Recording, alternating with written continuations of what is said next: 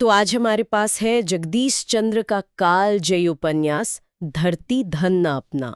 जी 1972 में पहली बार प्रकाशित हुआ था। और इसका शीर्षक ही अपने आप में बहुत कुछ कहता है ना। धरती है पर अपनी नहीं। बिल्कुल, ये एक सवाल है, एक दर्द है जो पहले पन्ने से ही महसूस होने लगता है। तो आज हम इसी सवाल की तह में उतरने की कोशिश करेंगे।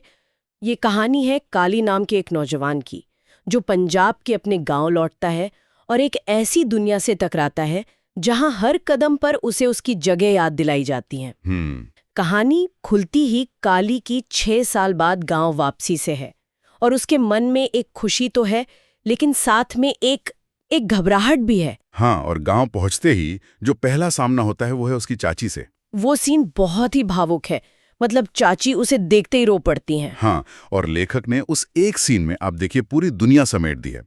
वो सिर्फ एक भतीजे और चाची का मिलना नहीं है। नहीं, बिल्कुल नहीं। जब चाची रोती है और काली उन्हें दिलासा देता है तो हमारी नजर उस टूटी हुई चारपाई पर जाती है। हाँ, जिस पर उसे बिठाया जाता है।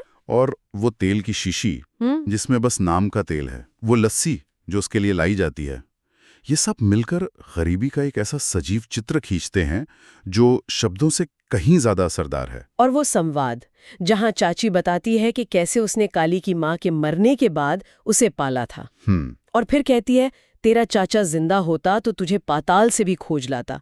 इस एक लाइन में कितना कुछ है, बेबसी है, अकेलापन है। बिल्कुल, यहीं से लेखक उस दुनिया की नींव रख देते हैं जिसमें काली वापस आया है। ये एक ऐसी दुनिया है जहां रिश्ते बहुत गहरे हैं, लेकिन हालात बहुत ज्यादा मजबूर हैं। सही बात है, स्नेह है पर संसाधन नहीं। हाँ, तो ये पहला ही दृश्य में बता देता है कि काली की लड़ाई सिर्फ बाहर की दुनिया से नहीं होगी, बल्कि अपने लोगों की इस बेबसी और गरीबी से भी होगी। बिल्कुल। इस पहले भावुक पल के बाद काली अपने मोहल्ले में घूमने निकलता है, चमादरी में। हाँ, और यहाँ लेखक हमें उस माहौल का पूरा कच्चा चिट्ठा देते हैं। टूटे फूटे घर, कच्ची दीवारें, ऐसा लगता है कि एक बारिश में सब बह जाएगा। और ये कोई कल्पना नहीं है। जगदीश चंद्र ने उपन्यास की भूमिका में खुद लिखा है कि ये सब उन्होंने अपने बचपन में ननिहाल में बहुत करीब से देखा है। अच्छा। उन्होंने उस हरिजन बस्ती के जीवन को, उन सामाजिक बंधनों को महसूस किया है। तो जब वो चमादरी का वर्णन करते हैं तो वो एक देखी हुई, जी हुई सच्चाई का बयान है। मतलब वो किसी विचारधारा को थोपने की कोशिश नहीं कर रहे हैं। नहीं, वो बस सच को जैसा वो है वैसा दिखा रहे हैं। और इसी उदास माहौल में उसकी नजर प्रीतो नाम की एक लड़की पर पड़ती है जो उसे देखकर शर्मा जाती है। हाँ, वे काली, वे तू आ गया। एक छोटा सा पल है वो, लेकिन उस माहौल में एक उम्मीद जैसा लगता है। पर वो उम्मीद बहुत देर टिकती नहीं है।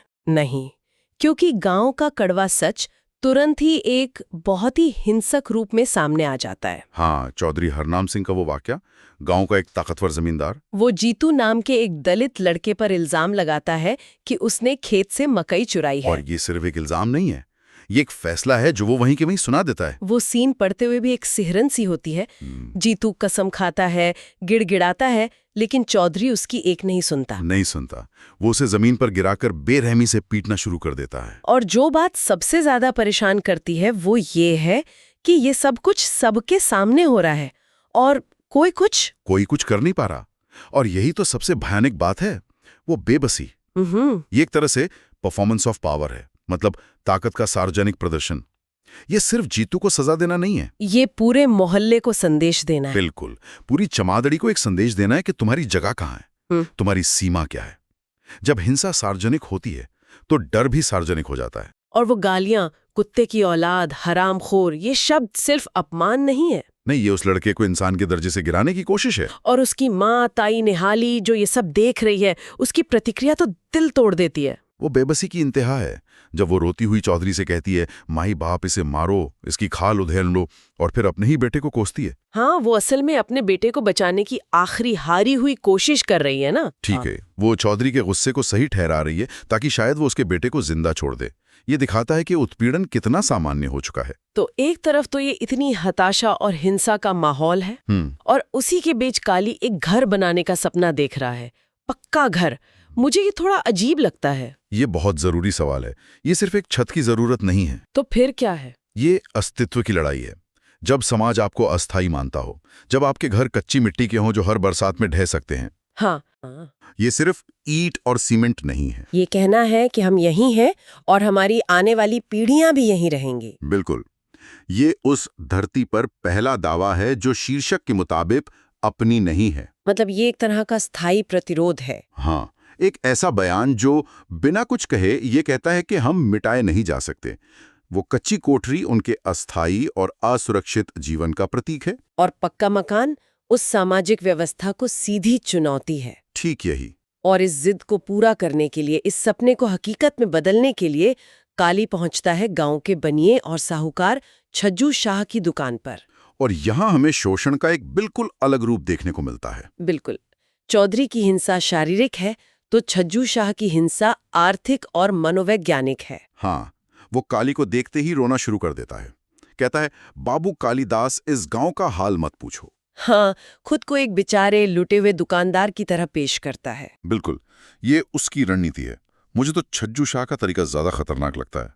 चौधरी की हिंसा तो साफ दिखती है, पर छज्जू शाह बाबू कालिदास और अपने आदमी जैसी मीठी बातें करके शोषण करता है। हाँ, ये मीठा जहर है। वो नाम के आगे दांस लगाकर उसकी जाति भी याद दिलाता है और बाबू लगाकर झूठा सम्मान भी देता है। बिल्कुल। और फिर साफ साफ कहता है कि जमींदारों को उधार देना अलग बात है क्योंकि उनकी जमीन जमानत होती है, लेकिन तुम जैसों को उधार लेने में कोई सिक्योरिटी नहीं है। मतलब बहुत विनम्रता से उसकी आर्थिक और सामाजिक हैसियत बता देता है। हाँ, और फिर कहता है, तुम तो हमारे अपने आदमी हो, तुमसे क्या पर्दा। ये अपनापन असल में एक जाल है। और काली उस जाल में फंसने को मजबूर है। वो गिड़गिड़ाता है, मिन्नतें करता है, अपने पक्के मकान बनाने के इरादे की मजबूती बताता है। और एक लंबी बातचीत और मोल भाव के बाद छज्जू शाह सिर्फ 25 रुपए उधार देने के लिए राजी होता है। वो भी कई शर्तों के साथ। और वो आखिरी बात जो वो कहता है, क्या? अगर साल भर से ज्यादा हो गया, 6 साल का ही दे दो। अपने आदमी से इतनी रियायत तो करी नहीं चाहिए। मतलब रियायत के नाम पर दुगना तिगना सूद वसूलने का रास्ता बना रहा है। हाँ, ये उसकी क्रूरता का शिखर है। वो काली की जरूरत और उसके सपने दोनों का फायदा उठा रहा है। तो धरती धन न अपना के इन शुरुआती हिस्सों से ही हमें एक ऐसे समाज की तस्वीर साफ दिखने लगती है जो कई परतों में जकड़ा हुआ है। बिल्कुल। सबसे ऊपर चौधरी हरनाम सिंह जैसी ताकतों की शारीरिक हिंसा है, जो डर पैदा करती है। उसके नीचे छज्जू शाह जैसे लोगों का आर्थिक शोषण है, जो आपको कभी अपने पैरों पर खड़ा नहीं होने देता। और इन सब के नीचे वो सामाजिक ढांचा है जो आपको लगातार याद दिलाता है कि आप कौन हैं और आपकी सीमा क्या है। और इन्हीं सब परतों के बीच काली का एक पक्का मकान बनाने का सपना है। हाँ, ये सपना इन तीनों तरह के उत्पीड़न को एक साथ चुनौती देता है। ये शारीरिक हिंसा के खिलाफ सुरक्षा का वादा है और सामाजिक भेदभाव के खिलाफ सम्मान का एक स्थायी प्रतीक है। इसीलिए ये सिर्फ एक व्यक्ति का सपना नहीं रह जाता, ये एक पूरे समुदाय की दबी हुई आकांक्षा बन जाता है। और यही बात इस उपन्यास को इतना शक्तिशाली बनाती है। ये सिर्फ एक कहानी नहीं है, बल्कि एक पूरे समाज के संघर्ष का दस्तावेज है। और काली का सपना उस उम्मीद का प्रतीक है जो सबसे मुश्किल और अंधेरे हालात में भी कहीं ना कहीं जिंदा रह जाती है, जो हमें वापस उसी शुरुआती सवाल पर ले आता है, धरती धन ना अपना।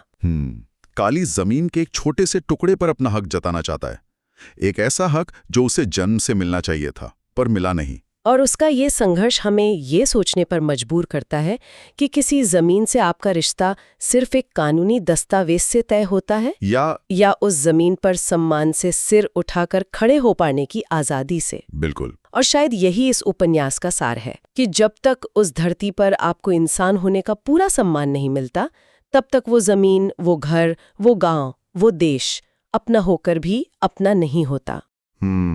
काली की ये लड़ाई बस एक घर की नहीं, इसी अपनेपन को हासिल करने की लड़ाई।